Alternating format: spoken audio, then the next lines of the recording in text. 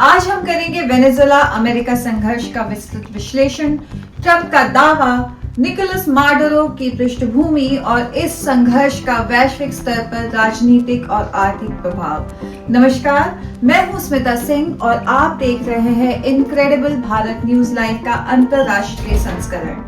आज हम बात करेंगे वेनेजुएला और अमेरिका के बीच बढ़ते तनाव पर, जो कहीं ना कहीं अब वैश्विक तनाव की तरफ इशारा कर रहा है और आने वाले समय में यह चिंगारी कहीं तृतीय विश्व युद्ध का रूप ना ले ले।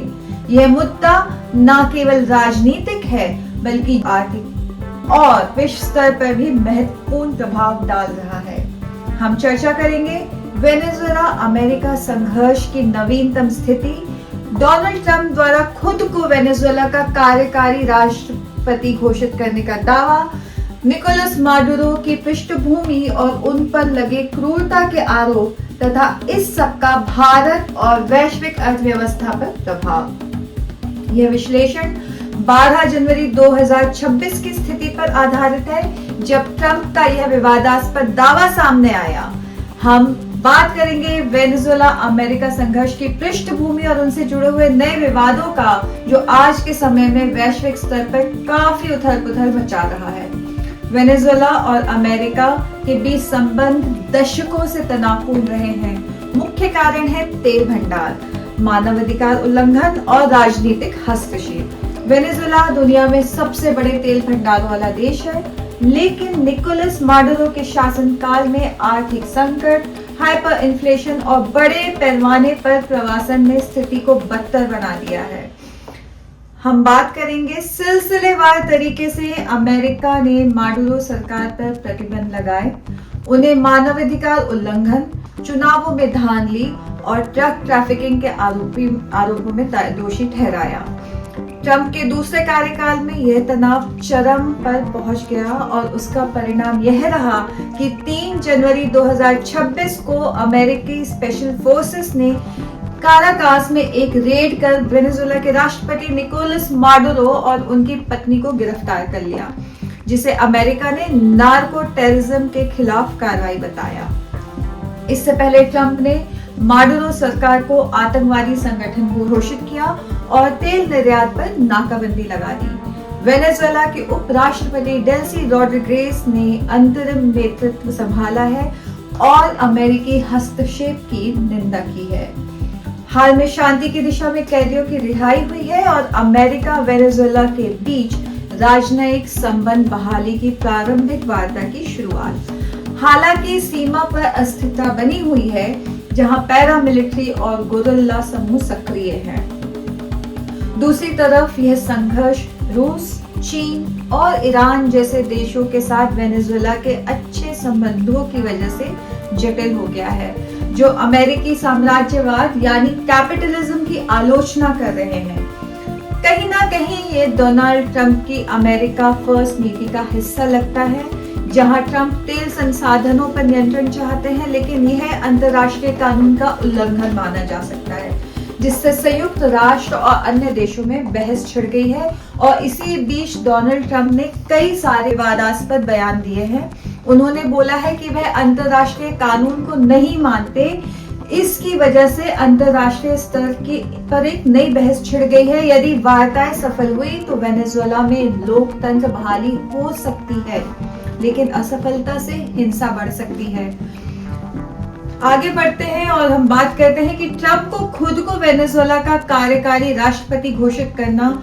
12 जनवरी 2026 को ट्रंप ने ट्रुथ सोशल को एक डिजिटली एडिटेड इमेज पोस्ट की, जिसमें खुद को वेनेजुएला का कार्यकारी राष्ट्रपति दिखाया, साथ में जेडी वेंस को उपराष्ट्रपति। यह पोस्ट विकिपीडिया पेज जैसी लगती है और ट्रंप ने दावा किया कि अमेरिकी प्रभाव से वेनेजुएला अब धनी और सुरक्षित है। वे विशेष तेल साझेदारियों और पुनर्निर्माण के लिए वेनेजुएला के कच्चे तेल का उपयोग करने की बात कर रहे हैं। यह ट्रंप की विशिष्ट शैली है, व्यंग्यात्मक और किसी भी तरह सारे विश्व का ध्यान अपनी ओर आकर्षित करने की कोशिश। लेकिन इससे वैश्विक चिंता बढ़ी है। कुछ इसे मजाक मानते हैं, जबकि आलोचक उसे सत्ता हथियाने की कोशिश कहते हैं। वेनेजुएला के अधिकारी इसे आक्रमण बता रहे हैं। यह दावा माडुरो की गिरफ्तारी के बाद अमेरिकी प्रभाव को मजबूत करने का प्रयास लगता है, लेकिन इससे लैटिन अमेरिका में अमेरिका विरोधी भावनाएं भड़क सकती हैं। यदि ट्रंप की योजना सफल हुई तो अमेरिकी कंपनी वेनेजुएला के तेल क्षेत्र में निवेश बढ़ा सकती है, लेकिन अंतर्राष्ट्रीय प्रतिक्रिया से युद्ध जैसी स्थिति बन सकती है। अब हम बात करते हैं निकोलस माडुरो की पृष्ठभूमि के बारे में। एक धड़ा उनको एक क्रूर नेता के रूप में देखता है। निकोलस माडुरो का जन्म 23 नवंबर 1962 को काराकास में हुआ। वे एक मजदूर परिवार से थे और हाई स्कूल के बाद राजनीति में सक्रिय हुए। 1986 में क्यूबा में वैचारिक प्रशिक्षण लिया, जो उनकी समाजवादी विचारधारा का आधार बना। वे बस ड्राइवर से यूनियन लीडर बने। फिर 1990 के दशक में ह्यूगो चावेज के साथ जुड़े। चावेज की मौत के बाद 2013 में राष्ट्रपति बने, लेकिन उनके शासन को चुनावी धांधली के आरोप लगे। माडुरो पर क्रूरता के गंभीर आरोप हैं। ह्यूमन राइट वॉच और यूएन रिपोर्ट्स के अनुसार उनके शासन में विपक्षियों की मनमानी गिरफ्तारी, यातना, हत्याएं और जबरन गायब करने के मामले हुए। 2014 के विरोध प्रदर्शनों में दर्जनों मौतें हुई। विपक्षी नेता जैसे लियोपोल्डो लोपेज जेल गए। 2024 चुनाव के बाद दमन बढ़ा, जहां 15,800 से ज्यादा राजनीतिक गिरफ्तारियां हुई। स्पेशल एक्शन फोर्सेस पर अतिरिक्त न्यायिक हत्याओं के आरोप है, जो अपराधों के खिलाफ मानवता के अपराध माने गए हैं। माडुरो ने इन आरोपों को विदेशी साजिश बताया, लेकिन आईसीसी ने जांच शुरू की। माडुरो की पृष्ठभूमि चाविस्मो की थी। चाविस्मो को हिंदी में आमतौर पर चाविस्मो या चावेजवाद कहा जाता है। यह ह्यूगो चावेज के विचारों, कार्यक्रमों और शासन शैली पर आधारित एक वामपंथी पॉपुलिस्ट राजनीतिक विचारधारा है, जो बाद में निकोलस माडुरो के साथ भी जुड़ी रही, जो गरीब के लिए कल्याण योजनाएं लाई, लेकिन आर्थिक कुप्रबंधन से देश बर्बाद हुआ। उनकी क्रूरता ने 77 लाख शरणार्थी पैदा किए। उनकी गिरफ्तारी से वेनेजुएला में बदलाव की उम्मीद है, लेकिन समर्थक उन्हें साम्राज्यवाद विरोधी मानते हैं। भारत की अर्थव्यवस्था पर इन सब चीजों का क्या प्रभाव पड़ेगा, उसके बारे में हम चर्चा करते हैं। वेनेजुएला भारत का प्रमुख तेल आपूर्तिकर्ता था, लेकिन अमेरिकी प्रतिबंधों से फाइनेंशियल ईयर 2025 में आयात 81% गिरा। द्विपक्षीय व्यापार मात्र $1.8 बिलियन रह गया। विशेषज्ञों के अनुसार संघर्ष का भारत पर न्यूनतम प्रभाव है, क्योंकि वेनेजुएला का उत्पादन कम है, जो वैश्विक कीमतों को ज्यादा प्रभावित नहीं करेगा। कुल मिलाकर हम ये कह सकते हैं कि अमेरिका द्वारा माडुरो की गिरफ्तारी का भारतीय अर्थव्यवस्था पर नगण्य या सीमित प्रभाव पड़ेगा।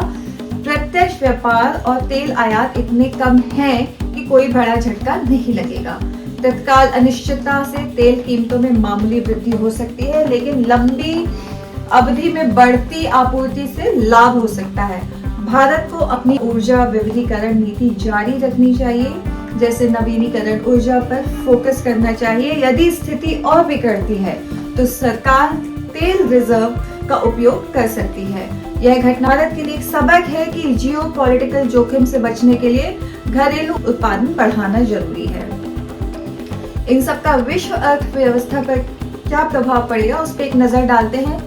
वेनेजुएला के विशाल तेल भंडारों में यदि अमेरिकी कंपनियां उत्पादन बढ़ाएं तो तेल कीमतें कम रहेंगी, लेकिन आर्थिक प्रतिबंध या किसी और प्रकार की रुकावट से कीमतें बढ़ सकती हैं, जो सऊदी अरब जैसे उत्पादकों का फायदा होगा। IMF के अनुसार वेनेजुएला का GDP 83 बिलियन है, इसलिए प्रत्यक्ष प्रभाव सीमित रहेगा। ओपेक की गतिशीलता बदल सकती है।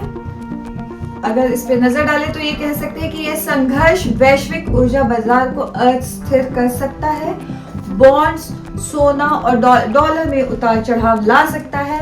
ट्रंप की सफलता से ऊर्जा लागत घट सकती है, लेकिन असफलता से लंबी अस्थिरता आएगी। विकासशील देशों पर ज्यादा बोझ पड़ेगा, जबकि विकसित अर्थव्यवस्थाएं इस चुनौती का सामना कर लेंगी। तो निष्कर्ष ये निकलता है कि यह संघर्ष एक राजनीतिक संकट के वैश्विक आर्थिक चुनौती बन गया है। ट्रंप का दावा और माडुरो की गिरफ्तारी से वेनेजुएला में बदलाव की संभावना है, लेकिन जोखिम बने हुए हैं। भारत के लिए ऊर्जा सुरक्षा महत्वपूर्ण है, जबकि विश्व स्तर पर तेल बाजार की निगरानी जरूरी। यदि वार्ता सफल हुई तो स्थिरता आएगी, अन्यथा तनाव बढ़ेगा। जल्दी ही आपसे फिर मिलेंगे हम नए अंतर्राष्ट्रीय संस्करण में। तब तक आप लोग अपना और अपनों का ध्यान रखें। मैं हूं स्मिता सिंह और आप देख रहे हैं इनक्रेडिबल भारत न्यूज लाइव का अंतर्राष्ट्रीय संस्करण। नमस्कार।